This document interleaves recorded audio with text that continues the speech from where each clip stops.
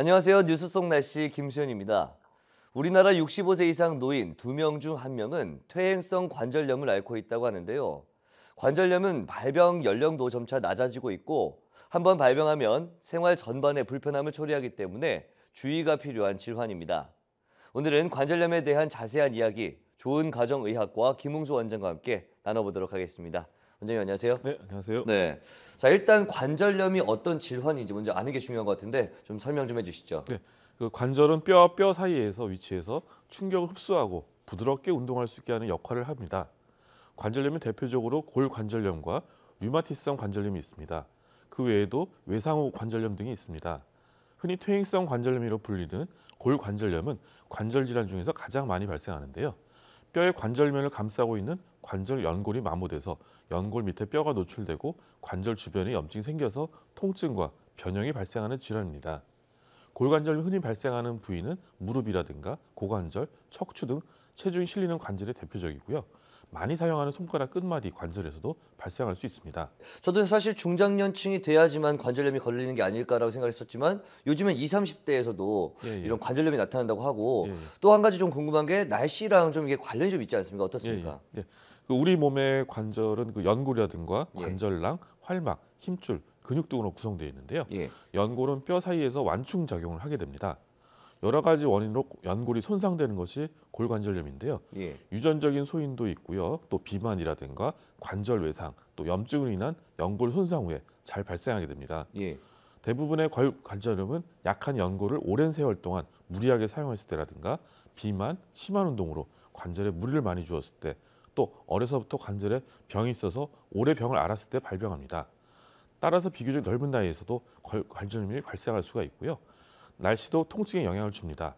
추운 날씨에 관절 환자들이 더욱 힘든데요. 기온 저하가 관절 주변 인대라든가 건등, 연부 조직까지 뻣뻣하게 경직되게 해서 통증을 유발합니다. 예. 눈이나 비가 오면은 관절 내부의 압력이 변화하면서 통증을 일으키는 신경세포를 자극하고 관절 주위 근육을 뭉치게 하고 혈관을 수축시켜서 피의 흐름을 어렵게 만듭니다. 우울한 감정이 통증에 더욱 예민하게 만듭니다. 또한 유연성이 떨어지고 움츠리게 돼서 관절 손상도 쉽게 발생하게 됩니다. 네, 그렇군요. 방금 골관절염이라고 말씀을 해주셨는데 예. 뭐 이렇게 좀 류머티스 관절염이가 이게 좀 다른 예, 이름으로 예. 좀 불리는 것도 있는 걸로 알고 있습니다. 어떤 차이가 있는 거죠? 네, 그 류마티스 관절염은 자가 면역 항체가 자기 관절을 공격해서 관절 연골을 파괴하는 예. 염증성 관절염입니다. 예. 관절을 싸고 있는 활막에 염증이 생기는 만성 염증성 질환으로서 염증이 심해지게 되면 2차적으로 관절 연골을 파괴하게 됩니다.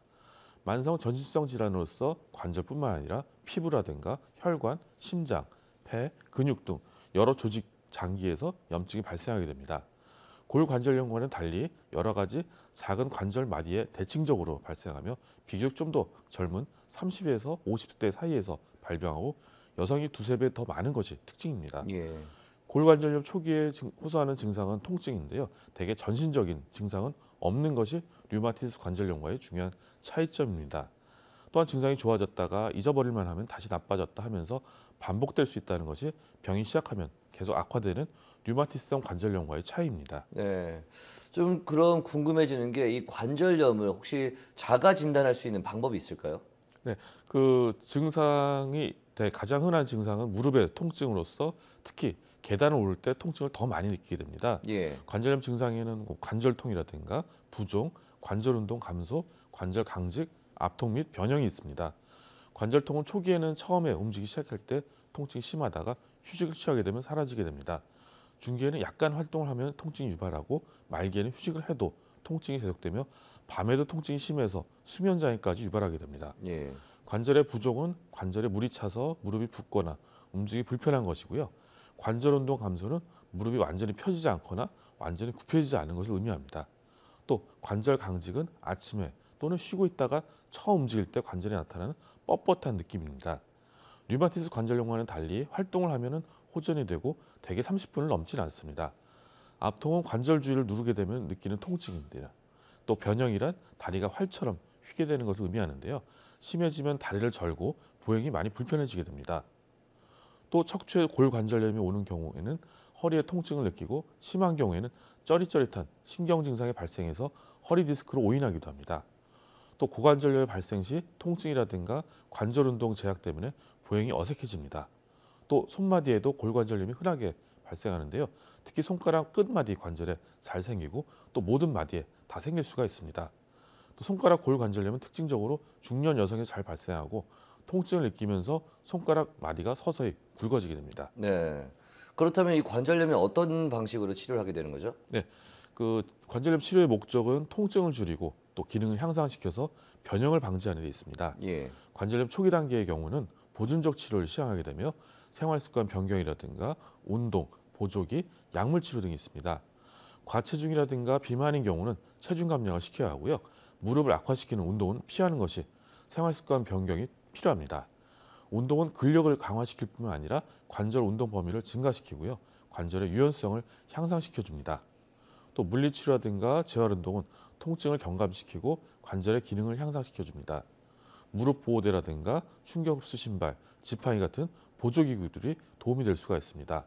또한 온찜질이라든가 냉찜질, 또 물에서의 운동도 관절 기능 회복에 좋은 것으로 알려져 있습니다. 약물 치료로서는 단순히 통증을 완화시켜주기 위한 진통제를 사용하기도 하고요. 또 관절이 붓고 심한 경우라면 비스테로이드계 소염제를 많이 선택합니다. 약물은 관절의 염증을 완화시켜주는 효과를 발휘하기 때문에 통증과 뻣뻣함을 완화시켜주고 편안하고 정상적인 생활을 유지하는 데 큰 도움이 되며 운동 치료를 잘 하도록 도와주는 역할을 합니다. 또 관절내 주사라든지 스테로이드 주사 같은 것을 사용할 수가 있지만은 오래 쓰게 되면 오히려 관절 손상을 더 악화시킬 수가 있습니다. 예. 그렇기 때문에 주의해서 사용해야 되고요.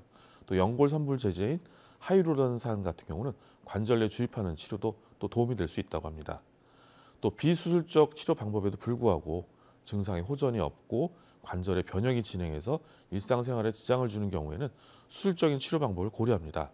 대표적인 수술 방법으로서는 관절경 수술이라든가 연골세포 이식술, 절골술, 인공관절 수술 등이 있습니다. 네. 이렇게 치료 방법이 있긴 하지만 그래도 무엇보다 예방이 중요하지 않습니까? 이 관절염을 예방할 수 있는 방법들은 어떤 것들이 있을까요? 그 과체중이라든가 비만에서 체중 감량을 하는 것이 중요한데요. 특히 무릎 관절에서 부담을 덜어서 관절염의 진행을 막고 증상을 완화시킬 수가 있습니다. 비만한 환자에서 무릎 부하를 또 높이기 때문에 비만한 여성에서 5kg 정도의 체중 감소를 하게 되면 관절염 증상을 50% 정도 감소시킨다는 연구 보고가 있습니다. 예. 그렇기 때문에 체중 조절은 관절염 발생을 감소시키며 또 반대편 관절의 또 발생률도 감소시키는 효과가 있습니다. 관절염 환자는 운동이라든가 자세, 휴식 등 생활 속 관리에서 주의해야 되는데요. 관절 환자들이 피해야 될 운동은 무릎 관절에 무리가 가는 상하 운동이 좋지가 않습니다.